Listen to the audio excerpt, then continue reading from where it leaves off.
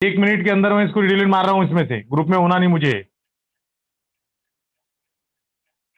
तुम्हाला 10 वेळा सांगितलेलं आहे बरोबर नावा ठेवा म्हणून स्वतःचे पुस्तकात. झाला का रिमूव्ह तो काय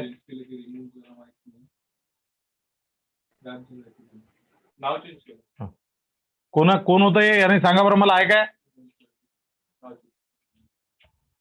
कोण होतं हे.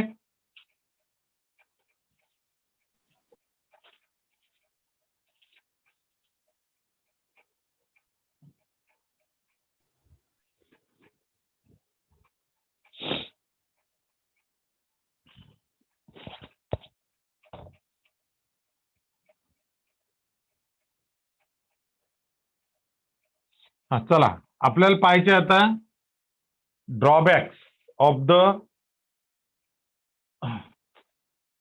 रुदरफोर्ड्स थेअरी. ठीक आहे, ड्रॉबॅक्स ऑफ द रुदरफोर्ड्स थेअरी. आता रुदरफोर्ड्स ॲटॉमिक मॉडेल, थेअरी नाही ऍक्च्युअल, ॲटॉमिक मॉडेल. ठीक है, एटॉमिक मॉडल. ओके, मैंने इसके पहले तुम लोगों को बताया है कि ये जो रुदरफोर्ड का एटॉमिक मॉडल है वो प्लैनेटरी मॉडल हमने बोले थे. मतलब उसमें क्या था, रुदरफोर्ड का बोलना ऐसा था कि sun nucleus is at the centre of the atom and it contain positive charges and almost all mass of the atom is concentrated at the center. ठीक है, उसका बोलना था रुदरफोर्ड का almost all mass of atom is concentrate at center of atom. ठीक है, all मास जो है वो कॉन्सेंट्रेट करता है सेंटर पे और उसमें पॉजिटिव चार्जेस भी रहते. ऑल मी थोड़ा सा चेंज करतो, almost all mass and positive charges असं लिहितो मी तिथे, अँड पॉझिटिव्ह चार्जेस. ठीक आहे, charges of an atom concentrate at the centre of the atom called nucleus. त्या सेंटरला त्यांनी नाव दिलं होतं न्यूक्लियस. उस सेंटर को बोला था उसने न्यूक्लियस. तो ये पॉजिटिव चार्जेस है. ठीक है, तो इस प्रकार से अभी ये पॉजिटिव चार्जेस रहते हैं और उसका बोलना ऐसा था कि ये जो सेंटर है this is like a sun, this is like sun. ठीक है, और सेकेंडली जो इलेक्ट्रॉन्स रहते हैं वो इलेक्ट्रॉन ऐसे एक ही ऑर्बिट रहती और उस ऑर्बिट में सारे इलेक्ट्रॉन रिवॉल्व होते रहेंगे. जितने भी इलेक्ट्रॉन है वो रिवॉल्व होते रहेंगे. अभी ये जो इलेक्ट्रॉन है, इलेक्ट्रॉन ये सेंटर बोले तो न्यूक्लियस. ठीक है, और ये जो इलेक्ट्रॉन है दे आर द प्लॅनेट. ठीक है, प्लॅनेट म्हटलं त्यांनी इलेक्ट्रॉनला. तो जैसे सोलार सिस्टम में प्लैनेटरी सिस्टम जिसको हम बोलते सोलार सिस्टम, उसमें क्या होता है कि सन अपने जगह पे फिक्स रहता है और प्लैनेट जो रहते हैं वो अराउंड द सन घूमते रहते. बस लाइक दैट यहाँ पे भी ऐसे ही है. ठीक है, अब ये हो गया. उसका बोलना था कि these are the electron are the lighter particle आहे ते, एंड न्यूक्लियस इज हेवी रहता है वो. ठीक है, ये सब कुछ बोला उसने. अभी प्रॉब्लम ये था कि ये जो इलेक्ट्रॉन है, अब देखो इलेक्ट्रॉन जो है ये सर्क्यूलर पाथ पे उनका मोशन चालू है. ठीक है, सर्क्यूलर पाथ है, orbit is a circular path.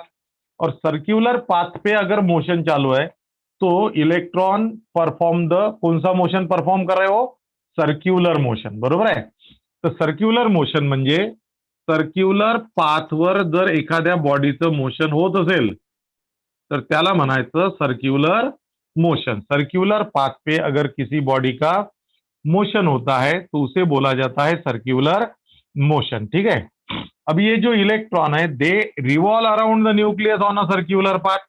It means that their motion is circular motion. Okay, and जब सर्क्युलर मोशन रहता है तो वो एक्सीलेटरी मोशन भी रहता है. सर्क्युलर मोशन इज ऑलवेज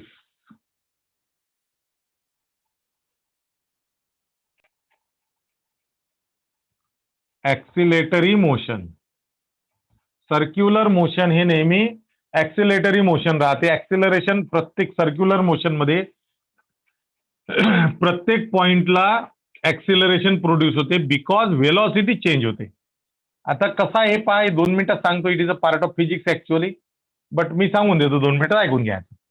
हा जो इलेक्ट्रॉन आहे, हा इलेक्ट्रॉन आता इतना असा एक्सिलरेटरी मोशन इकडे लिखो शब्द तो.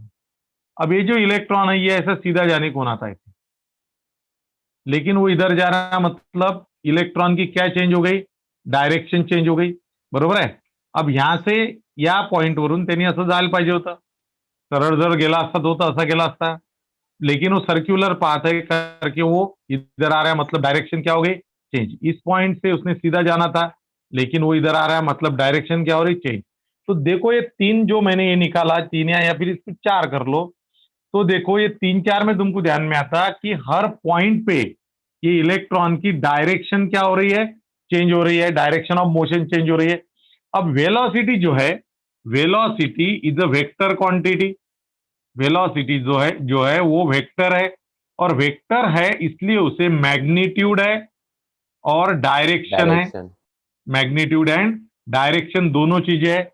अब उसकी स्पीड की ये जो वेलोसिटी है उसकी डायरेक्शन चेंज हो रही है, लेकिन मैग्नीट्यूड चेंज होगा नहीं होगा वो बात अलग है.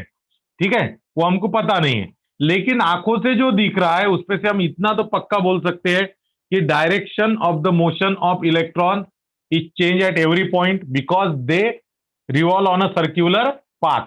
सर्क्यूलर पाथ पे सर्क्यूलर मोशन में है, इसीलिए हर पॉइंट पे उनकी डायरेक्शन क्या होंगी, चेंज होंगी. ठीक है, और डायरेक्शन चेंज होना मतलब वेलोसिटी चेंज होना.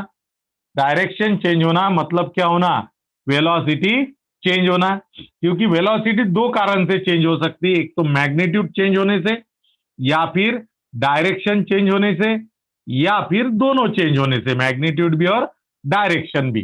ठीक आहे. आता हे पहा, हे कसं आहे, हे तुम्हाला माहिती आहे असं गृहीत धरून मी समोर चाललेलो आहे. हे जर तुम्हाला वेलॉसिटी चेंज माहित नसेल तर मग मला ते सांगावं लागेल आधी, मला बोलून द्या पहिलेच.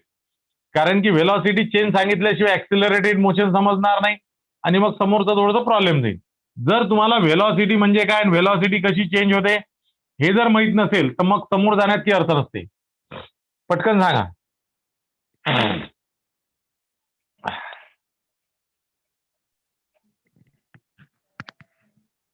अरे बोला रे बाबा.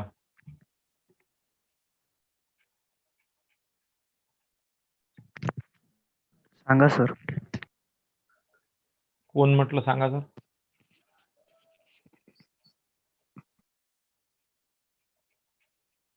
अरे कोणी म्हटलं सांगा सर? अरे नाव तर सांग राजा. लोणकर. हा? रोहित लोणकर. मला सांग ना नाव, लाजून कशाला राहिला? हे उखाण्यात थोडी नाव घ्यायला लावलं मी तुला. उखाण्यात गेरे वा काटावर ताट, त्याच्यात होता भात, असं थोडी सांगितलं. हा चला, हे लिहिलं का, एवढं लिहिलं का सांगा.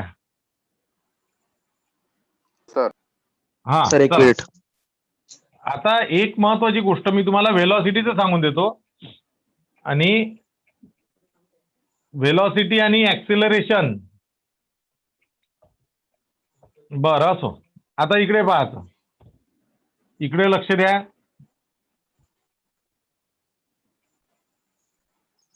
ठीक आहे. आता हा एक पॉइंट आहे, या पॉइंट पासून हा सरळ पॉइंट आहे दुसरा. हा रस्ता आहे, रस्ता, एक गाव आणि हे दुसरं गाव, क्लिअर सरळ रस्ता आहे, कुठंच टर्न नाही आहे. त्याच्यावरून तुमचा जर्नी चालू आहे, तुम्ही जाणार आहे कार घेऊन. ठीक आहे, इथून तुम्ही असे जाणार आहे कार घेऊन चाललेले आहे. आता तुमच्या कारची स्पीड आहे 50 किलोमीटर पर आवर आणि तुम्ही सरळ चाललेले आहे बिलकुल. मग आता मला सांगा, इथून या ए पॉइंट वरून बी पॉइंट वर जाईपर्यंत, त्या दिवशी ते पोराचं नाव काय होतं, त्याला मराठीत प्रॉब्लेम होता समजायला. देवराज आला का, तो आहे काय?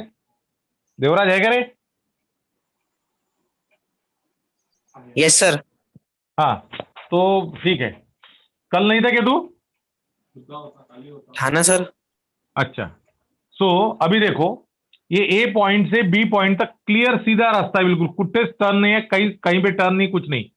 और तुम्हारी स्पीड जो है 50 किलोमीटर की एक कांस्टेंट स्पीड से तुम जा रहे हैं, ठीक है, बी तक।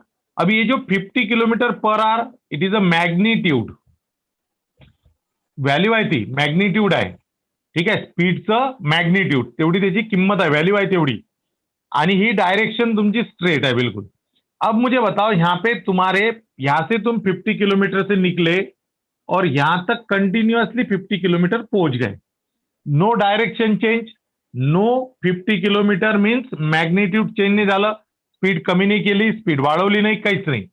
मग हे जे 50 किलोमीटर है इट इज अ मैग्नीट्यूड, और ये डायरेक्शन जो है, ये दोनों में से कुछ भी चेंज हुआ क्या बताओ?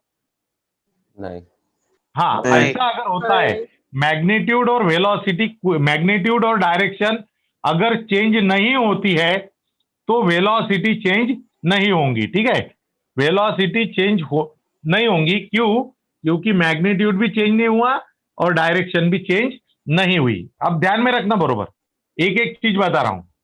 दूसरा दूसरा मतलब मैंने क्या बोला कि वेन, देखो, वेन वेन मैग्नीट्यूड मैग्नीट्यूडचा अर्थ व्हॅल्यू असतो, value, magnitude of speed and direction of motion, not change, then velocity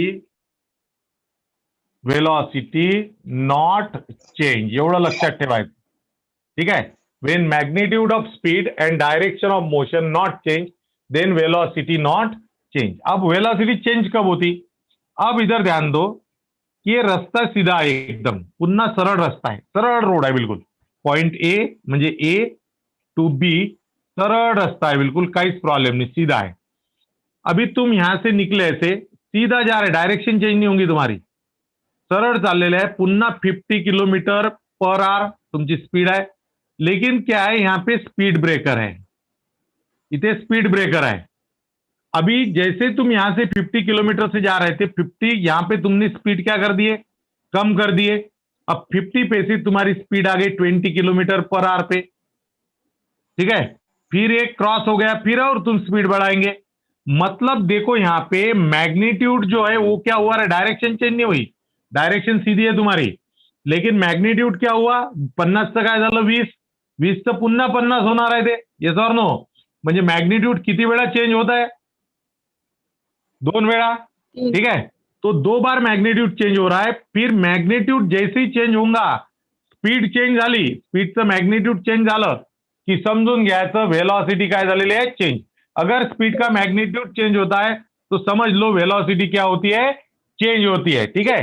तो इसलिए ध्यान में रखना है, यहां पे लिख रहा हूं मैं, वेन, नवीन टॉपिक आया, वेन वेलोसिटी चेंज, वेलोसिटी कब कब चेंज होती है? Number 1, if magnitude of speed can change, magnitude of speed can change, but direction of motion cannot change, ठीक आहे। तर मॅग्निट्यूड चेंज झालं परंतु डायरेक्शन चेंज झाली नाही, तेव्हा वेलोसिटी काय होते, चेंज होते। झालं क्लियर? म्हणजे स्पीडचं मॅग्नीट्यूड चेंज झालं। अभी सेकंड, अभी मान लो ऐसा ट्रैक है, ऐसा रास्ता है, ये ए है, तुम लोगों को जाना है बी पे, अभी तुम ऐसे जाएंगे, ये ट्रैक से ऐसे जाएंगे, तुम्हारी जो स्पीड है वो 40 किलोमीटर पर आवर है, 40 किलोमीटर पर आवर कंटिन्यूअसली उतनी स्पीड है, तुम स्पीड चेंज नहीं करेंगे, लेकिन डायरेक्शन क्या हो रही बताओ, चेंज हो रही, डायरेक्शन चेंज झाली, स्पीड कमी नाही झाली, स्पीड तेवढीच आहे, इथून 40 निघाली, इथे 40 वरच पोहोचले, लेकिन डायरेक्शन चेंज हो गई, इसका मतलब ये हुआ कि वेलोसिटी क्या हो गई, चेंज हो गई। तो second point, if direction of motion can change, but magnitude, लिया सोबत सोबत लिया है, magnitude of speed not change, then velocity change. Okay, हे इथं पहिलेच लिहिलेलं आहे मी. अब लास्ट पॉइंट है मेरा. अभी मान लो ऐसा रास्ता है, ऐसा रास्ता ऐसा, ठीक है, ऐसा ट्रैक है, यहां से निकले ए से बी पे पहुंचना है. अब यहां पे देखो डायरेक्शन भी चेंज होंगी और ये टर्न इतने बड़े बड़े हैं कि यहां पे स्पीड भी क्या करनी पड़ेगी, कम करनी पड़ेगी. यस और no?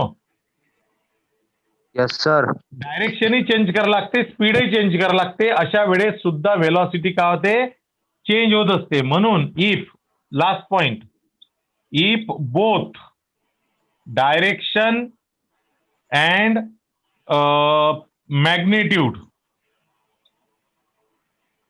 Magnitude change, then velocity change. तर हे वेलॉसिटीच आहे. मग आता एक अधिक लक्षात ठेवायचं, एवढं लिहून घ्या, पटकन सांगा मला लवकर. शिकवायचं काय होतं आणि शिकून काय राहिलो? झालं सर. हा,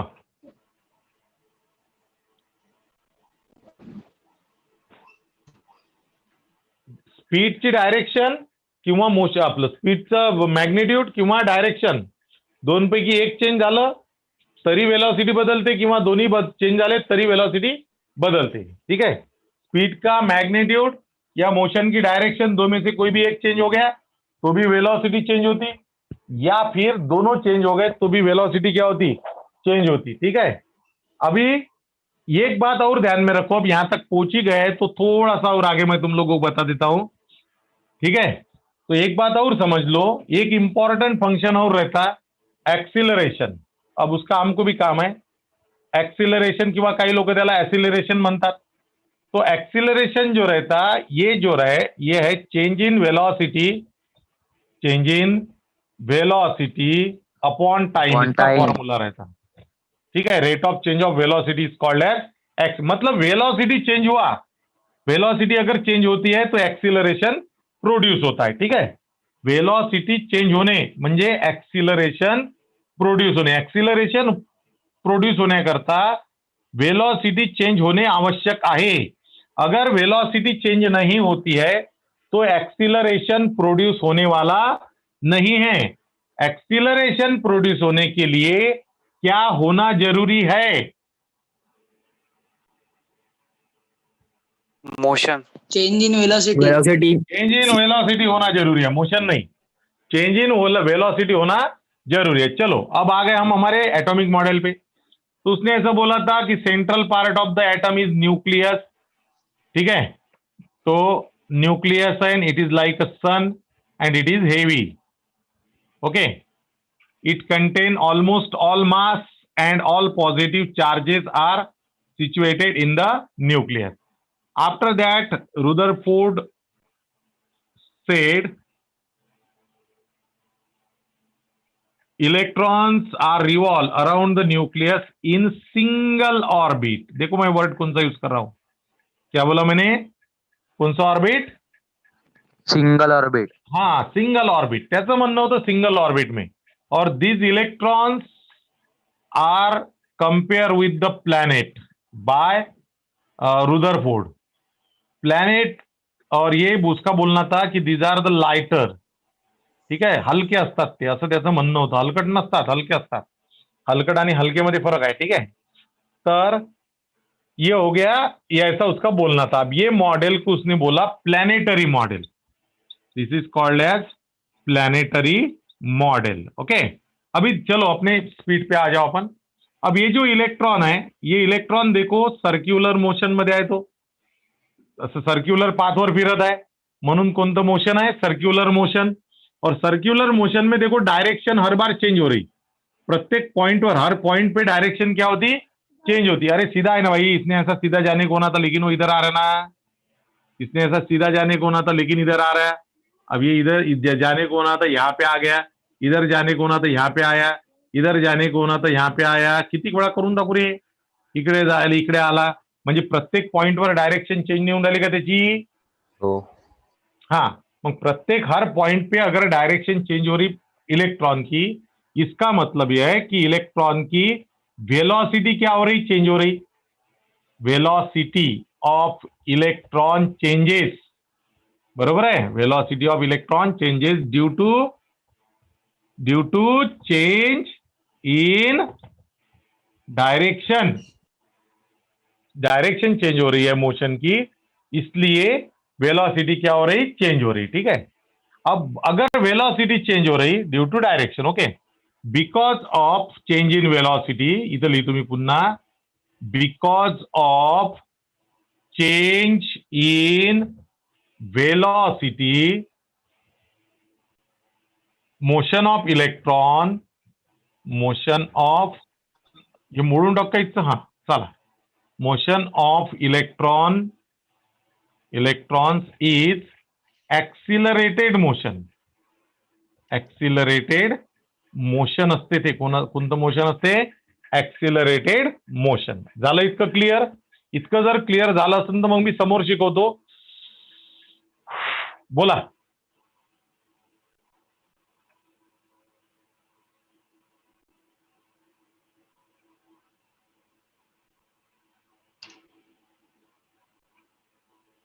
अरे बाबा, इतकं क्लिअर झालं का? हो सर. मग तुम्ही बोलत का बरं नाही यार? पटापट सांगा ना मला, टाइमपास कशाला करता?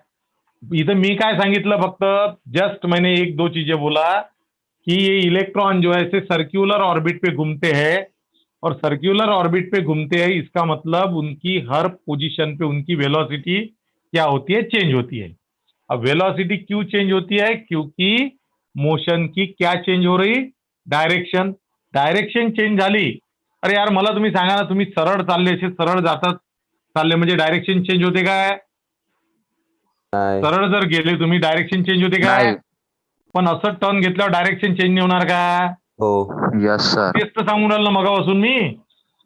प्रत्येक पॉइंटवर डायरेक्शन चेंज होते. याला सरळ जायचं होतं असं, पण हा सरळ नाही गेला, हा इकडे गेला, इकडे. म्हणजे डायरेक्शन चेंज झाली म्हणून इकडे गेला की नाही? असं जायचं होतं, इकडे गेला, मग डायरेक्शन चेंज नाही झाली का? सांग बरं मला. हो. बस तेच मला म्हणायचं आहे. प्रत्येक पॉइंटवर डायरेक्शन चेंज होती इलेक्ट्रॉन की, और हर पॉइंट पे डायरेक्शन चेंज होने के कारण उसके वेलोसिटी में चेंज होता, और वेलोसिटी में चेंज होना मतलब एक्सिलरेटेड मोशन. वेलोसिटी मध्ये चेंज होणे म्हणजे कोणतं मोशन? एक्सिलरेटेड. तुम्ही 9व्या वर्गात काहीच नाही शिकले का रे? एक्सिलरेशन, वेलोसिटी, स्पीड या गोष्टी शिकू मी तुम्हाला आता.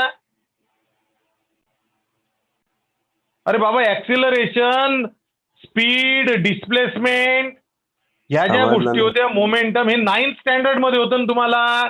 मार्क तर खूप घेतले तुम्ही 10व्या वर्गात, 95%, 97%, आठवत काहीच नाही का तुम्हाला? मग काय फायदा त्या मार्काचा? काय फायदा आहे त्या मार्क्सचा, सांगा मला.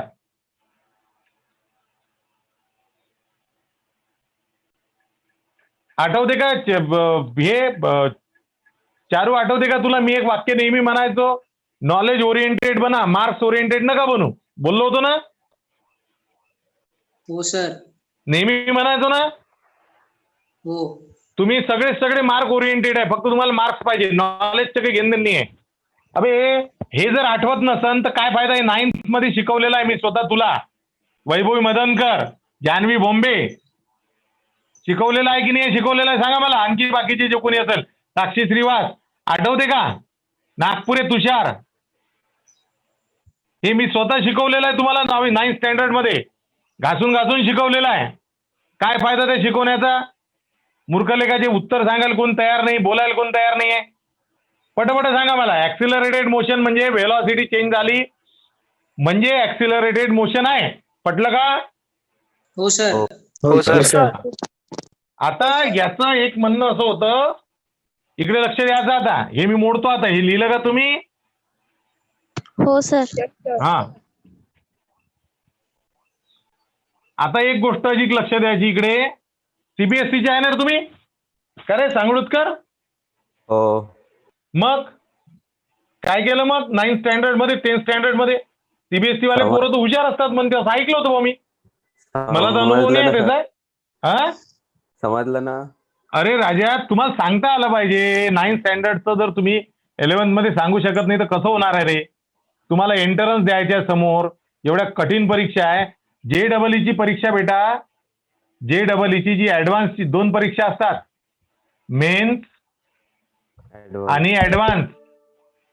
ठीक आहे, हे JEE ची ऍडव्हान्सची परीक्षा आहे ना, हे वर्ल्डची 7 नंबरची टफ एक्झाम आहे. वर्ल्ड मधून ज्या परीक्षा टफ एक्झाम आहेत त्यातल्या 7 नंबर लागतो JEE ऍडव्हान्सचा, 7th number in the world.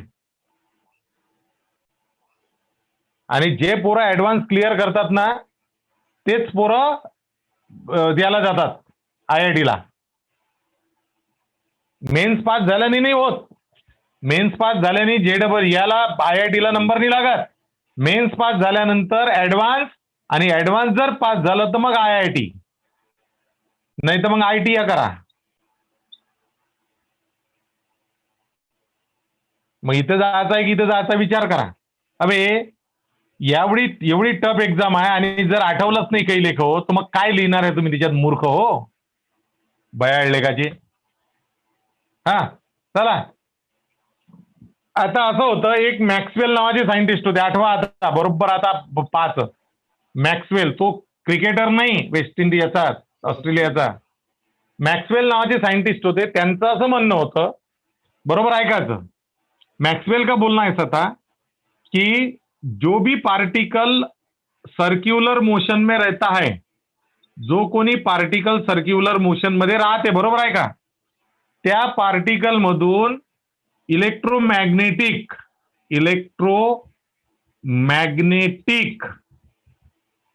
Radiation emit होतात. इमिट होने म्हणजे बाहेर निघणे, इमिट होने म्हणजे बाहेर निघणे. ठीक है, ये जो पार्टिकल है, ये पार्टिकल अगर सर्क्युलर मोशन में है तो इसमें से इलेक्ट्रोमैग्नेटिक रेडिएशन इमिट होंगे, बाहर निकतील. और इलेक्ट्रोमैग्नेटिक रेडिएशन इमिट होने के कारण रेडिएशन इमिटेड, ठीक है, और इमिट होने के कारण उसकी एनर्जी का लॉस होता है, एनर्जी का लॉस होता है, और एनर्जी लॉस होने से उसकी एनर्जी कम होती है. और ऐसा घुमते घुमते फिर क्या हो जाएगा, असा फिरत फिरत एनर्जी त्याची कमी होत जाईल आणि तो येऊन असा सेंटरवर आदळून जाईल, असं त्याचं म्हणणं आहे. कोणाचं, मॅक्सवेलचं. ठीक है, मैक्सवेल ने मोटी थ्योरी सांगितलेली आहे. उसमें का जो जितना सा पार्ट है वो तुमको बता रहा हूं की वेन ऑब्जेक्ट, आता इथं मी एकच करतो, एकच इलेक्ट्रॉन ठेवतो मी तुमच्याकरता, बाकीचे सगळे काढून टाकतो इथून. ठीक है, अभी ध्यान दो सिर्फ इधर अच्छे से. अभी ये अगर इलेक्ट्रॉन है और ये अगर सर्कुलर मोशन में, अकॉर्डिंग टू इसकी मैक्सवेल थ्योरी, इलेक्ट्रोमैग्नेटिक रेडिएशन उसमें से बाहर निकलते हैं, इसलिए उसकी एनर्जी का लॉस होता है. और एनर्जी का लॉस होने के कारण वो जो पार्टिकल है उसकी एनर्जी कम होंगी, और धीरे धीरे धीरे धीरे उसकी एनर्जी कम होंगी, और फिर वो जाके न्यूक्लियस में स्टोर हो जाएगा. असा त्याचा जर्नी राहील. अलग अलग लक्षात, अरे अलग अलग लक्षात. हो सर. हो सर. अब ऐसा नहीं होता, असं होत नाही इथं. या जो असं म्हणणं होतं मॅक्सवेलचं, असं व्हायला पाहिजे, ऐसा होने को होना, ऐसा बोलना था मैक्सवेल का. ठीक है, लेकिन एटम के बारे में ऐसा नहीं होता.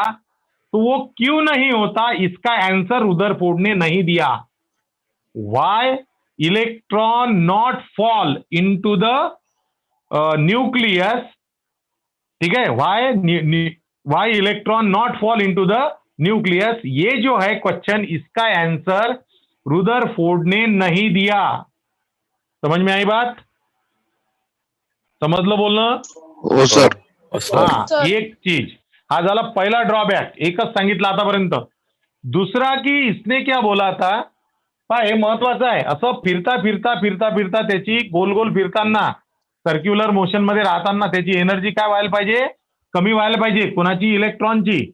और इलेक्ट्रॉन की एनर्जी कम होने के बाद में उसकी स्पीड धीरे धीरे कम होने को ना, और उसकी स्पीड धीरे धीरे कम होने के बाद में वो जो है वो न्यूक्लियस में जाके, न्यूक्लियस से वो टकराने को ना, मतलब न्यूक्लियसवर तो बंबाट झाला पाहिजे आणि न्यूक्लियस मध्ये जाऊन बसला पाहिजे, असं म्हणणं होतं मॅक्सवेलचं. पण तसं होत नाही ऍटमच्या बाबतीत. इलेक्ट्रॉन न्यूक्लियस मध्ये जाऊन पडत नाही. क्यों नहीं वो न्यूक्लियस में जाके गिरते, उसका कारण रुदरफोर्ड ने बताया नहीं है. This is the first drawback. हा, याला स्टॅबिलिटी म्हणणार का मग? नाही नाही, ते नंतरचा पार्ट आहे. ते स्टॅबिलिटी म्हणू की काही म्हणू, तसं होत नाही. का बरं होत नाही या प्रश्नाचं उत्तर यांनी रुदरफोर्डनी दिलेलं नाही. आपल्याला फक्त जे ड्रॉबॅक पाहिजे आहे ते काय असते, कसं असते, तो नंतरचा पार्ट आहे. समजलं ना?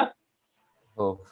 हा, आता सध्या एवढं लक्षात घ्या की वाय स्पायरल इलेक्ट्रॉन और Y electron in circular motion, when electron in circular motion, why they not fall into the nucleus?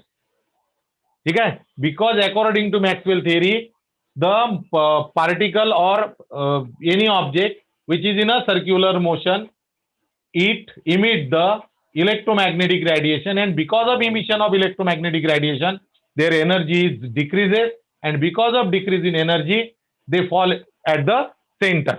Okay, तो ऐसा नहीं होता. उसका कारण हम लोगों को रुदरफोर्ड ने नहीं बताया. दूसरा कि रुदरफोर्ड ने एक चीज बोला था कि ये पॉजिटिव सब के सब ऐसे सेंटर पे और इलेक्ट्रॉन एक ही ऑर्बिट में घूमते. तो उसने ये भी नहीं बताया, उसका भी कारण नहीं बताया कि व्हाई electron revolve in a single circular orbit. एकाच ऑर्बिट मध्ये का बरं फिरतात याचं पण उत्तर रुदरफोर्डनी सांगितलेलं नव्हतं. एक ही ऑर्बिट में सारे इलेक्ट्रॉन क्यों घूमते हैं, ऐसा उसका बोलना था कि एक ही ऑर्बिट में सारे इलेक्ट्रॉन घूमते, लेकिन क्यों घूमते हैं, क्यों रिवॉल्व होते हैं सिंगल ऑर्बिट में, इसका आंसर भी उसने हम लोगों को दिया नहीं. दिस टू आर द ड्रॉबॅक. दो, पहिला स्पायरल इलेक्ट्रॉन जाऊन त्याच्यात पडत का बरं नाही, एक. सेकंड कि ऑल इलेक्ट्रॉन, व्हाई all electron revolve in a single circular orbit. ये दोनों चीजों के आंसर रुदरफोर्ड ने दिया नहीं. इसके आंसर हमको मिलते नील बोर की थ्योरी में. अब वो नील बोर की थ्योरी क्या है, उसके पहले मैं तुम लोगों को वेव्स पढ़ाऊंगा कल, और वेव्स पढ़ाने के बाद में वेव्स में हमको कुछ वेवलेंथ, क्रिस्टफ, उसके बाद में फ्रिक्वेन्सी, एम्प्लिट्यूड, वेव नंबर या काही गोष्टीचं आपल्याला काम आहे. त्या पहिल्यांदा उद्या शिकवून त्याच्यानंतर मग मी जाईन नील बोर थेअरीकडे. ठीक आहे, तर उद्याला आपल्याला वेव पाहिजे, वेव. ओके.